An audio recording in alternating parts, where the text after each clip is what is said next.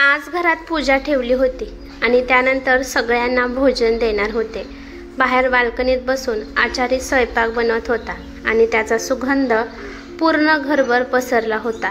सगळे पाहुणे, शेजारी, नातेवाईक, मित्रमंडळी सगळे या पूजेला हजर झाले होते।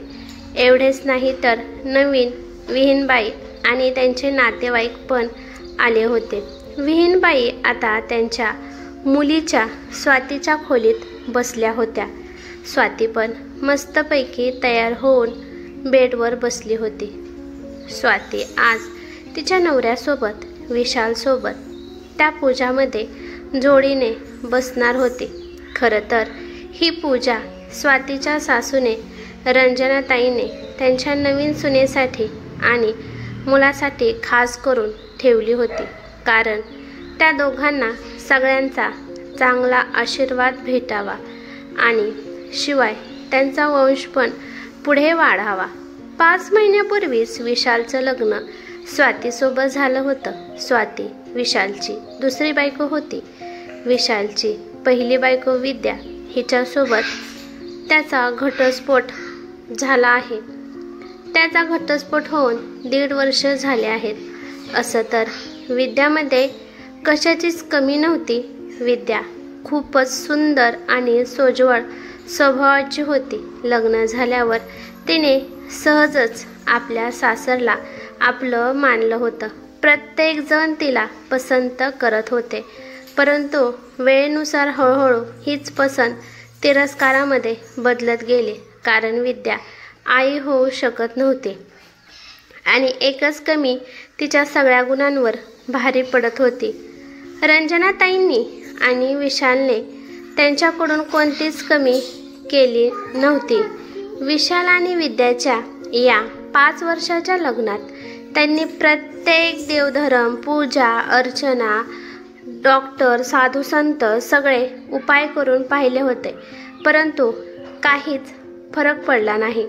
डॉक्टरांनी स्वातीमध्ये कोणतीच कमी नाही म्हणून स्पष्ट सांगितलं होतं, तरी पण ती आई होऊ शकत नव्हती। हळूहळू विद्याच्या अंगावर टोमण्यांचा पाऊस खूपच पडू लागला।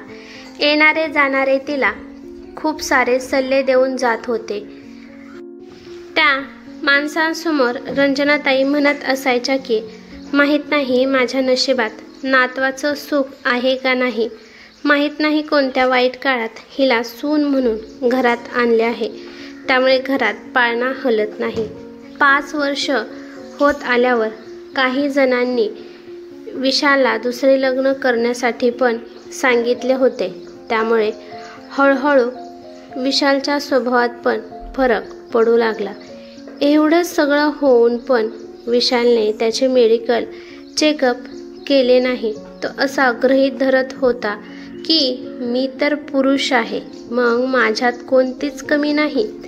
रंजनाताईला सुनाला वांज आहे म्हणून सांगण्यासाठी कोणता त्रास पडत नव्हता, पण आपल्या मुलामध्ये काही कमी असेल असे त्यांच्या डोक्यात पण येत नव्हते। एके दिवशी टोमणे सहन न झाल्यामुळे विद्या तिच्या सासूला आणि नवऱ्याला म्हणाली की तुम्ही एकदा विशालचे मेडिकल चेकअप करून बघा, कदाचित त्यांच्यातच काहीतरी कमी असेल। विद्याच्या तोंडून हे सगळं ऐकून सासूला आणि विशालला खूप राग आला आणि त्या क्षणी त्या दोघांनी तिला घराच्या बाहेर हाकलून दिले। बिचारी रडत पडत विद्या तिच्या माहेरी गेली। विद्याचे आई वडील हातपाय जोडत रंजनाताई आणि विशाल पुढे आले आणि म्हणाले की काही पण करून आमच्या मुलीला पदरात घ्या, परंतु ते विद्याला स्वीकारायला तयार नव्हते। उलट त्यांनी तुमची मुलगी वांज आहे म्हणून त्यांचा खूप अपमान केला आणि शेवटी त्या दोघांचा घटस्फोट झाला आणि तेव्हापासून रंजनाताई आपल्या मुलासाठी एक मुलगी शोधत होत्या।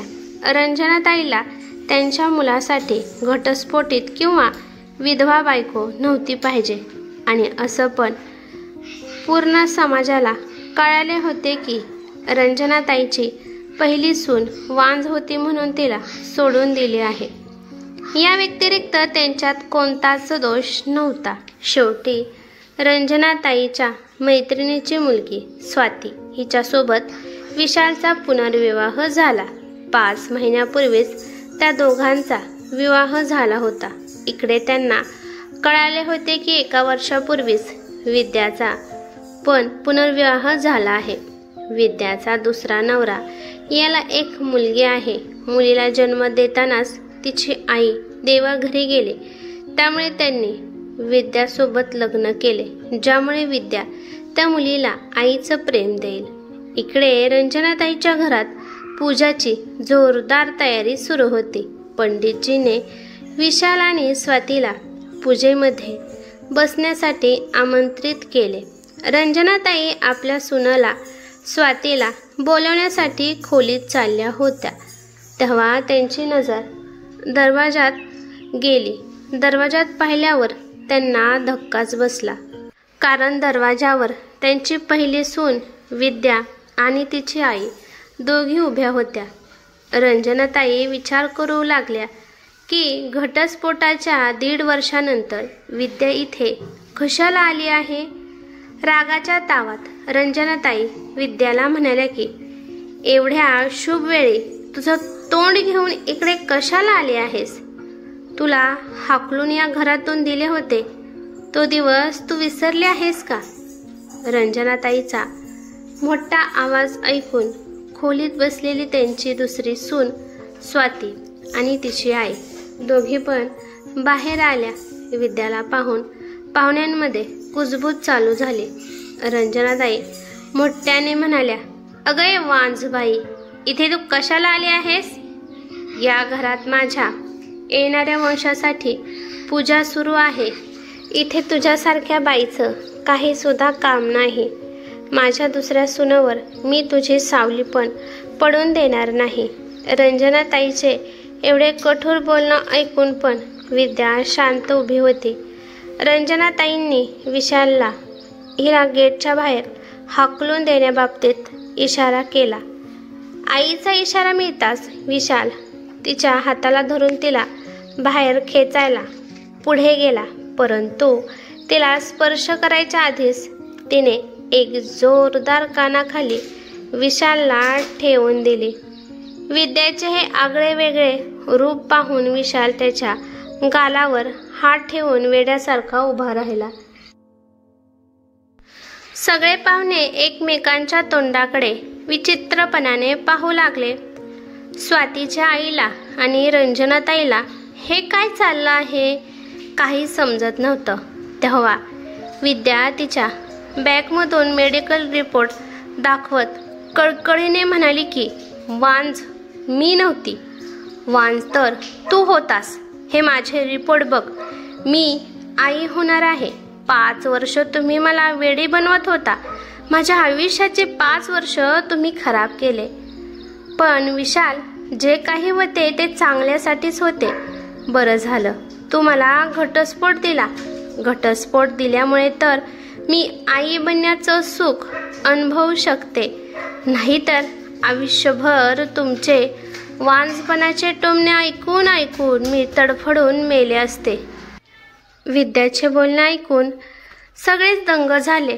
तोपर्यंत पुढे विद्याची आई आली आणि पेढ्याचा बॉक्स जबरदस्तीने रंजनाताईच्या हातात देत त्या म्हणाल्या की हे धरा मिठाई.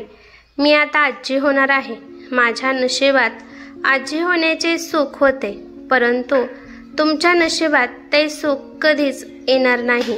आम्ही कधीच तुमचं तोंड पाहण्यासाठी आलो नसतो, परंतु तुम्ही जो आमचा अपमान केला होता त्याचा आम्हाला चांगलाच बदला घ्यायचा होता.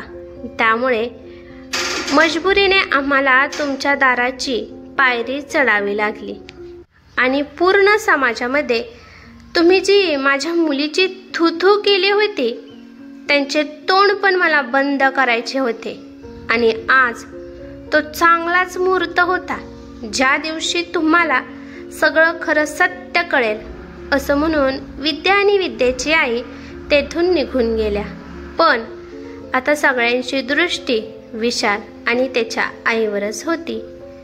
जेव्हा रंजनाताईंनी पाहिले की त्यांची सून आणि त्यांची विहीणबाई त्यांच्याकडे वेगळ्या नजरेने पाहत आहे, तेव्हा आपल्या मुलाची बाजू घेत रंजनाताई म्हणाल्या, अहो स्वातीची आई, आपण एकमेकींना 2 वर्षापासून ओळखत आहे. तुम्हाला तर माझा आणि माझ्या मुलाचा स्वभाव माहीतच आहे. हे बघा विद्या आता सगळं काही खोटं बोलून गेली आहे. त्याच्यावर अजिबात विश्वास ठेवू नका. तिला आपल्या विशालचं सुख बघवलं नाही म्हणून ती इथे तमाशा करण्यासाठी आली होती. त्यामुळे तर आज ती मुद्दाम इथे आली होती. स्वातीची आई म्हणाली की हो रंजनाताई, मला समजत आहे सगळं काही. आता विद्या दुसऱ्या घरातली सून बनली आहे, तर मग ती चुकीचे मेडिकल रिपोर्ट बनवून कशामुळे घेऊन येऊ शकते? मी माझ्या मुलीचं आयुष्य खराब करण्यासाठी तिला या घरात सोडू शकत नाही. शेवटी तिला आई बनण्याचा पण अधिकार आहे. आयुष्यभर माझ्या मुलीने बाळासाठी तडफावं असं मला वाटत नाही. स्वातीच्या आईचे बोलणे ऐकून रंजनाताई घाबरल्या. त्या म्हणाल्या की हे बघा स्वातीच्या आई, जर तुम्हाला वाटत असेल की ते रिपोर्ट खरे आहेत, तरी पण तुम्ही काळजी करू नका. आपण या दोघांसाठी दत्तक बाळ घेऊ. ह्यांचं नातं तोडू नका. स्वातीची आई म्हणाली, रंजनाताई, तुमचा न्याय खूपच वेगळा आहे. जर तुमची सून वांज असेल तर तुम्ही दुसरी सून आणता, आणि जर मुलगाच वांज निघाला तर तुम्ही लगेच दत्तक बाळ घेण्यासाठी तयार झाला. जेव्हा तुम्ही तुमच्या पहिल्या सुनेला या घराच्या बाहेर हकलत होता, तेव्हा तुम्हाला नातं आठवलं नाही का? जेव्हा आता तुम्ही मला नात्याबद्दल समजून सांगत आहात, मी माझ्या मुलीला घेऊन जाणार आहे. तुमच्यासारख्या खोट्या माणसांसोबत मी माझ्या मुलीला ठेवू शकत नाही. आणि असं म्हणून स्वातीची आई स्वातीला घेऊन तेथून निघून गेली. इकडे पाहुण्यांमध्ये त्यांच्यावर थुथू झाली. थोड्या दिवसांनी त्यांना समजले की विद्याने एका मुलाला जन्म दिला आहे. इकडे विशाल आणि त्याची आई खूप टेन्शनमध्ये होते. ते स्वातीला परत आणण्यासाठी धडपडत होते. शेवटी रंजनाताईच्या शब्दाला मान देऊन स्वाती माघारी येण्यासाठी तयार झाली. परंतु तिने एक शर्त ठेवली. ती म्हणाली की जर तुम्ही अर्धी प्रॉपर्टी माझ्या नावावर करत असाल तरच मी तिथे नांदायला येणार आहे, कारण तुमच्यासारख्या खोट्या माणसांवर माझा विश्वास राहिला नाही. नाईलाजाने विशाल आणि रंजनाताईला स्वातीच्या नावावर अर्धी प्रॉपर्टी करावी लागली आणि मग स्वाती त्या घरात येऊन राहायला तयार झाली. ही कथा कशी वाटली ते मला कमेंट करून नक्की सांगा. कथा आवडली तर लाईक शेअर नक्की करा आणि चॅनेलवरती नवीन असाल तर चॅनेलला सबस्क्राईब करा. धन्यवाद.